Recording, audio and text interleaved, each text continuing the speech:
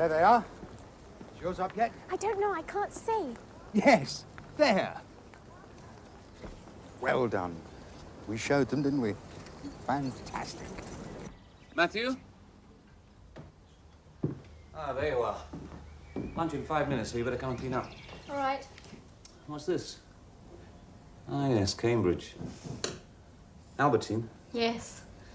I wonder how she's done. She got a starred first. Whatever that is. Did she indeed? That's pretty good. In fact, it's pretty fantastic, especially after only 1 year. She was top of the whole exam list. Well, I suppose with Choky. When did you hear? I didn't think the results were published yet. They went up a few minutes ago. And how? Oh, yes, of course. Your telepathy. She must be thrilled. She is. Congratulations on your marvelous achievement, my dear. Now, the important question is, what are you going to do next? I'm afraid you can't collect your degree for another 2 years. We know that. Regulations. You have to keep 9 terms before you can graduate. It's a silly regulation. Well, not for the average undergraduate. We don't get many people who can complete the course in 3 terms like you. In fact, I don't believe we've ever had anybody before. Not in 800 years. I'd like to do some research. Of course, but what? Cosmic energy. Cosmic. And anti-gravity. Anti-gravity. That's an interesting idea. Could there be such a thing? Could there be such things as quarks? Yes. My word, young lady, you do choose the most difficult areas. Anti-gravity, indeed. Where would you ever begin? Anti-gravity. I should begin with gravitational waves in space. Oh, I see. You're moving over from pure mathematics to astrophysics. That's right, Professor. Do you mind? No, it's very interesting. You'll have to let me have some proposals, something a little bit more specific. And then the university can consider funding you.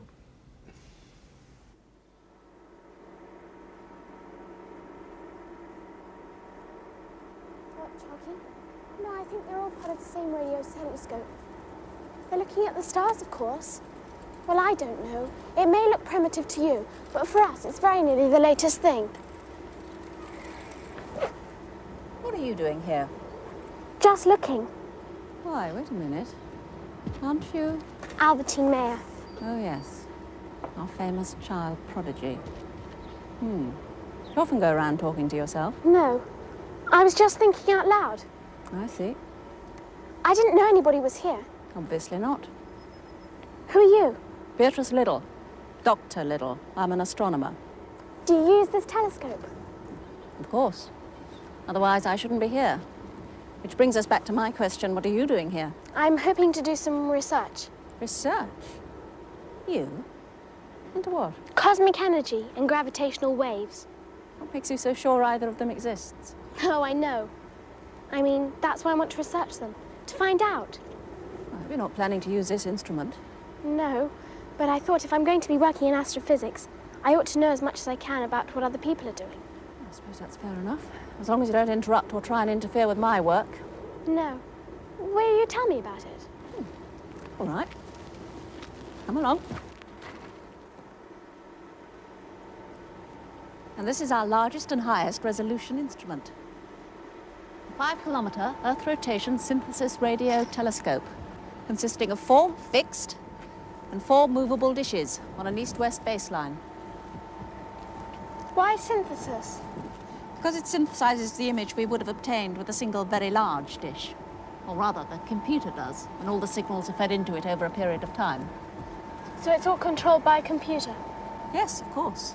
The computer steers the instrument and processes all the signals. Once it's set up and programmed, we can leave it to get on. Sometimes nobody goes near it for days. I don't know. What? Sorry. Just thinking out loud again. Please, may I see the rest of the observatory? Very well.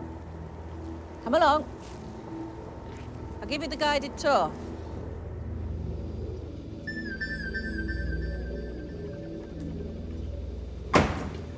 And this is the control room.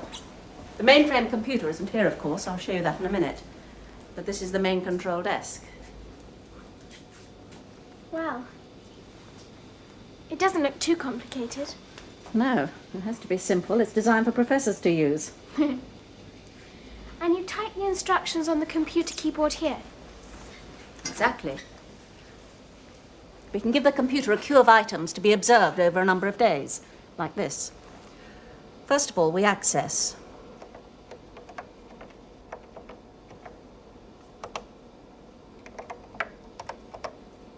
Track, that's what we want it to do. And then the name of the object, if it's already in the memory, say 3C48. That's object number 48 in the 3rd Cambridge catalogue. And then the time we want it to happen, say 1500 hours on the 23rd. There.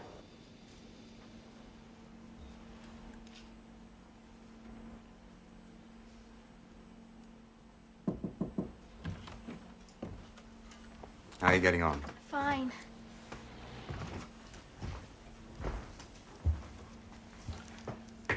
Oh, you think you'll be able to do enough to convince them it's worth giving us the money? Yes, of course I do. Don't worry.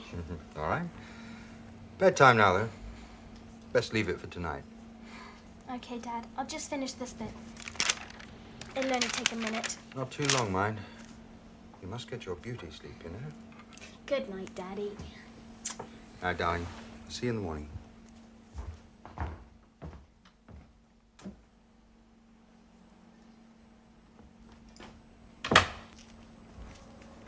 Oh, Choky.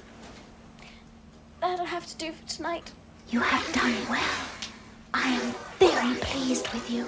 Thank you. It's very interesting, and I am enjoying it. That is good.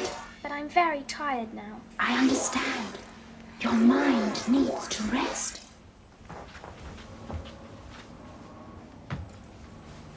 Albertine, Yes? that radio telescope, Yes? it is very primitive.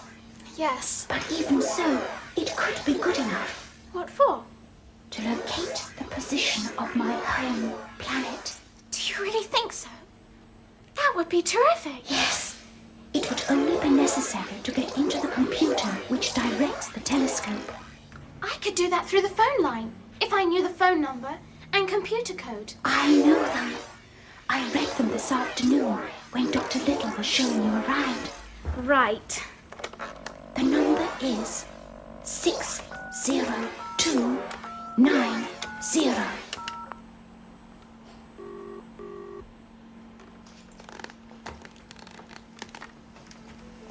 The code 9614372.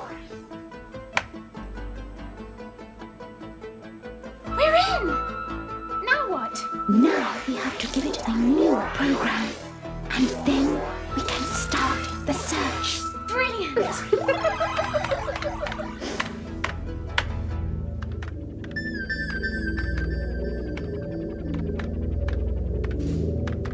Those are the right coordinates, Albertine. Let it search there.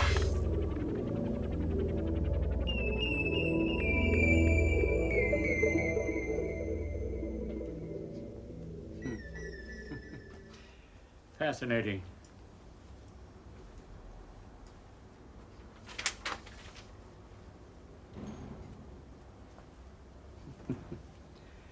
Utterly fascinating. So you think it's an acceptable subject for research, Professor? Speaking for myself, I have no doubts. No doubts at all. Thank you. But you mustn't count your chickens, my dear. Is there something wrong? I'm not the only person you have to convince. There's a committee. There's always a committee. Surely if you recommend us... You must realize that money is very short these days. There's a limit to the number of projects that we can afford to finance. But it must be obvious this is important work. Yes, that's what they all say. My work is important. No, the truth of the matter is that most of our funds are already allocated for the coming year. There's only one grant still available. Oh, that's all right. If there's still one grant available. There is. But you're not the only person who wants it. There's at least one other very good candidate. Who's that? Beatrice Liddell. Dr. Little, the astronomer. That's right. Do you know her? Yes, I have met her. Then you'll know how exciting and how important she thinks her work is. But surely, Professor, no matter how interesting her work is, it can't be as important as Albertine's. You think not? But what is it? She's investigating a new binary star. Yes, but what we're talking about is the discovery of an entirely new form of energy. Boundless energy. From an unlimited source. What we're talking about, Mr. Mayor, is the search for boundless energy. It's not quite the same thing as its discovery, is it? Theories are one thing. Proof is quite another. It does exist. I know it does, and I know I can prove it. Very well, then. In that case, young lady, we must do our best to make sure that you get the grant. Right. Where do we start? I suggest that we publish this. You wouldn't object? Of course not. All right, then, leave that to me. And then you ought to give a public lecture on it. I'll see what I can arrange.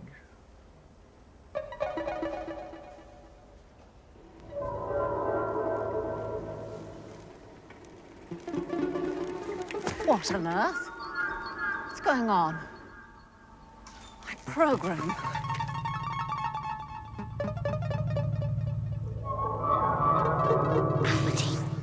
Albertine, What is it? look. I am looking, but I don't know what I'm supposed to be seeing. Signals. They are signals. Yes, I know that, Chocky. Radio signals. Yes, but they are special signals. Why? How? They are messages. You mean somebody is actually sending them? Yes, An intelligent life form? more than that. Oh, this is very exciting for me. Why, Chocky? What is it? They are my people. One of our colonies. Chocky, that's brilliant. Brilliant. Yes. Oh, I'm so happy. So happy.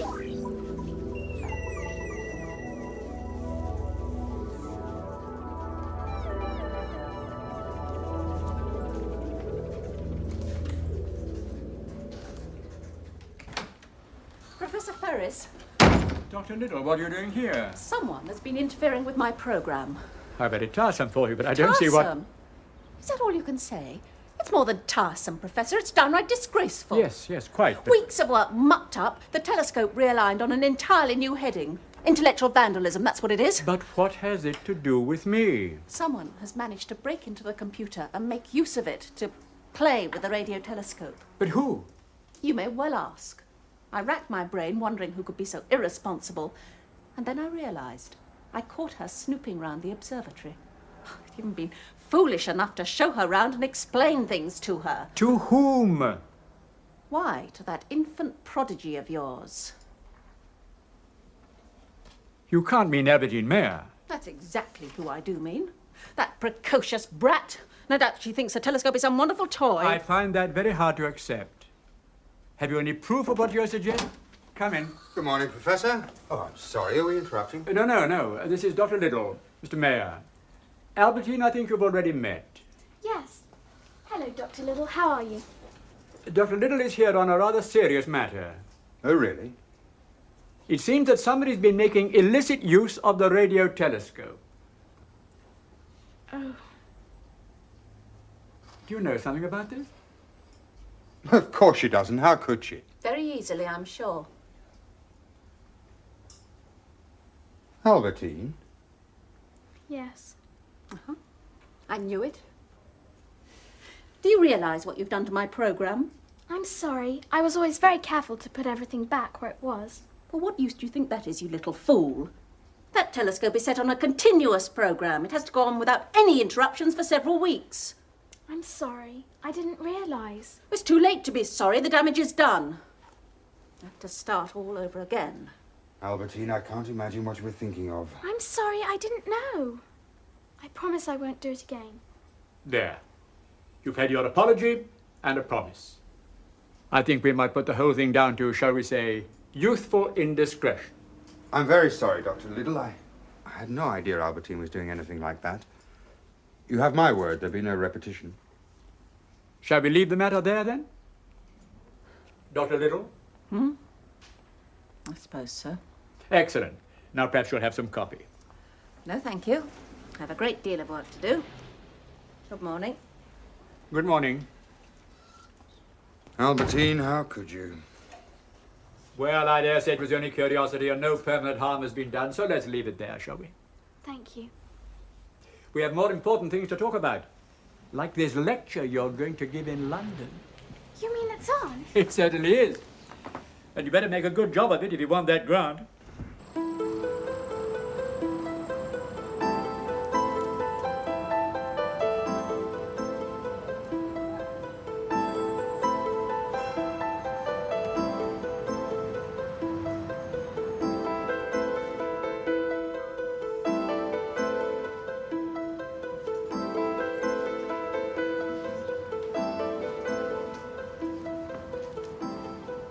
Congratulations. Thank you.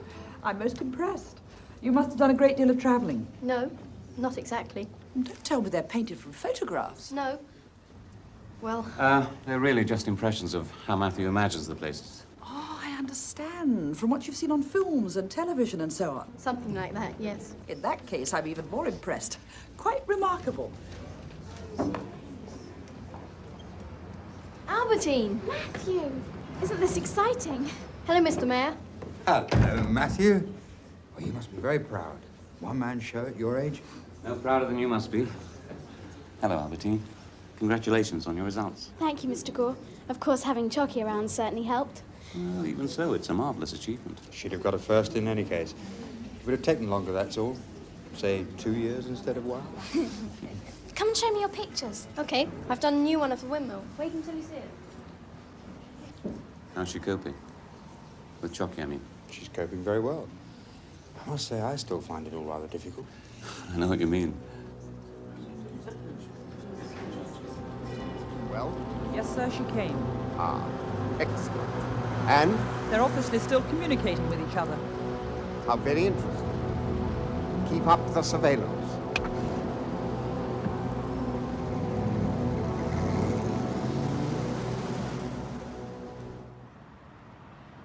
The term cosmic ray is applied to elementary particles, usually protons, electrons, or nuclei of atoms, which travel through space at a velocity close to the speed of light. Some 90% of these particles are protons, the hydrogen of nuclear. When high-speed cosmic ray protons collide with hydrogen atoms in the interstellar medium, nuclear reactions take place between them, and a number of pions are created. These pions are unstable and decay almost immediately to produce a pair of gamma rays with an energy of about 100 mega. Equating this to a gravitational wave force, delta F, the electromagnetic noise in gravitational wave units is therefore...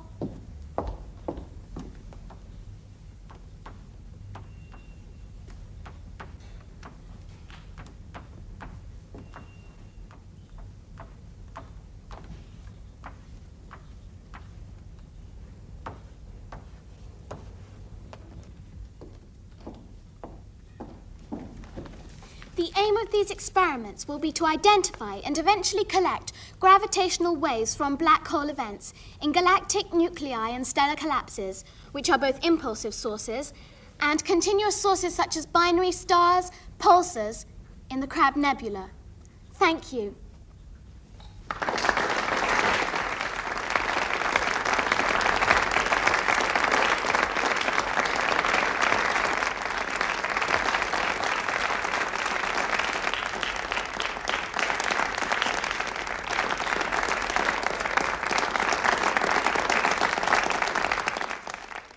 I enjoyed your lecture very much, Albertine, but I must say I found it rather theoretical. This grant is essentially for practical work. Now, should we decide to give the grant to you, do you really believe that you can achieve successful experiments? Yes, of course I do. Well, well, fancy that now. I wish I could be so certain of success every time I started an experiment. Quite. Surely, Albertine, you can only say that you hope your experiments will succeed. No, I know they will. Nonsense, girl. Nobody can possibly say that. I can. Albertine, please. I admire your confidence, but you must beware of being overconfident, you know. Statements like that are irresponsible, and no more than I'd expect from someone who can interfere with somebody else's work. What do you mean? What, you haven't heard about this girl getting into the radio telescope? That incident was not to be talked about. Dr. Little agreed. Yes, well, Dr. Little was furious, and I can't say I blame her. Her whole program was ruined. That's not fair. I said I was sorry, and she promised. Indeed she did, in this very room. But what did the girl do? She managed to make a connection with the computer controlling the radio telescope. Oh, and then fed in her own program. When she was using the telescope like an expensive toy. I was not. That's not true. Oh, dear. That's hardly the sort of behaviour one expects, now is it? Yes, well, it's exactly the sort of behaviour I'd expect from an immature child. I mean, how can we possibly give our one remaining research grant to someone who is so irresponsible? I wasn't playing with it. I was searching for a planet. Well, that's not so difficult. There are billions of them out there. Not like this one. Oh? And what is so special about this one? Is it inhabited or something? If you must know, yes.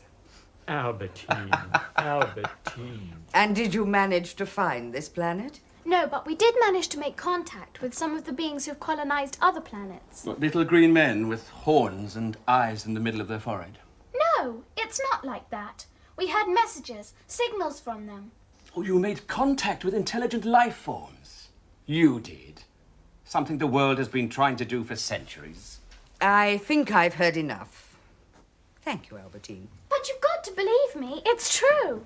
I have a friend. From outer space? Yes. Yes. Oh, Choky, please, help me. Please.